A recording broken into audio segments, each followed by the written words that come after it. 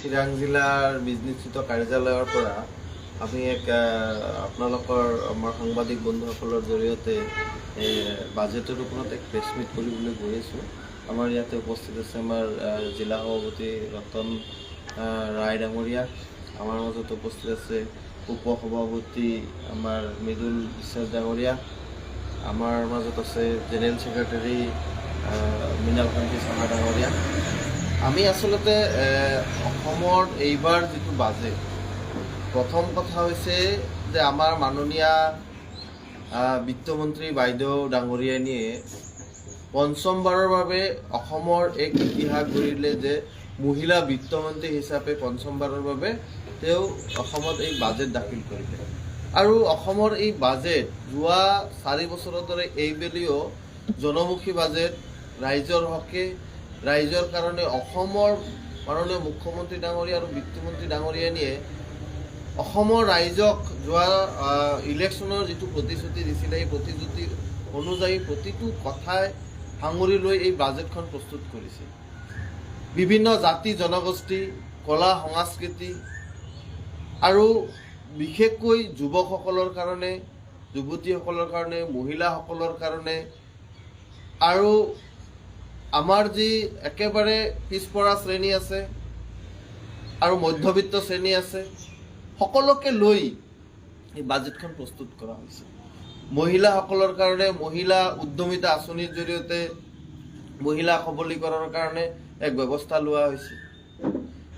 CM ত্ৰিপুলিৰ জৰিয়তে অসমৰ যুৱকসকলক, অসমৰ যুৱ প্ৰজন্মক শক্তিশালী কৰাৰ কাৰণে, তেওঁলোকক আত্মনিৰ্ভৰ কৰাৰ কাৰণে চেষ্টা কৰা হৈছে।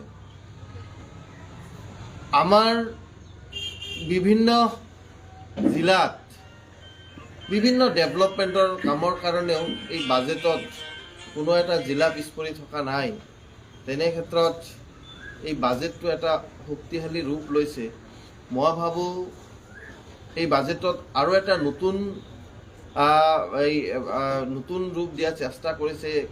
কেতিয়াও অসমৰ বাজেটত কেতিয়াও বৰাকৰ হৈ 100 কোটি টকা বা কোনো ধৰণৰ তেনেকুৱা হেড নাছিলে, যিটো হেডত বৰাকৰ টকা দিব পাৰে। জেনেৰেল হেডৰ পৰাই সদায় দিয়া হৈছিলে। তেনে ক্ষেত্ৰত এইবাৰো বৰাকৰ কাৰণেও 100 কোটি টকা। কাৰণ মাননীয় মুখ্যমন্ত্ৰী ডাঙৰীয়াৰ এটা সপোন যে বৰাক, ব্ৰহ্মপুত্ৰ, পাহাৰ, ভৈয়াম সকলোকে লৈ অসমখনক আগুৱাই লৈ যাব লাগে।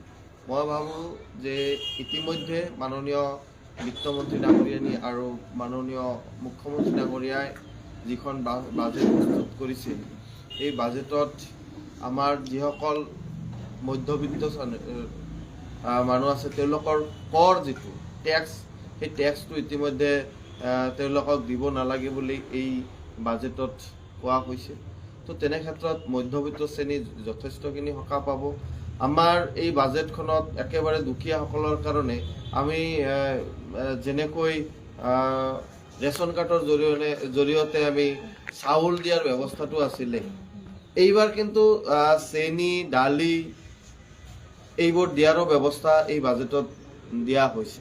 তো মই আশা কৰিম যে এই বাজেটৰ জৰিয়তে অসমৰ ৰাইজে নিশ্চয়কৈ সকাহ পাব। অসমৰ ৰাইজে এই বাজেটৰ জৰিয়তে অসমখনক যে এক নতুনত্ব বা অসমখনক আগুৱাই লৈ যোৱাৰ যি প্ৰতিশ্ৰুতি, সেই প্ৰতিশ্ৰুতি সম্পূৰ্ণৰূপে পালন কৰিবলৈ সক্ষম হৈছে। ধন্যবাদ।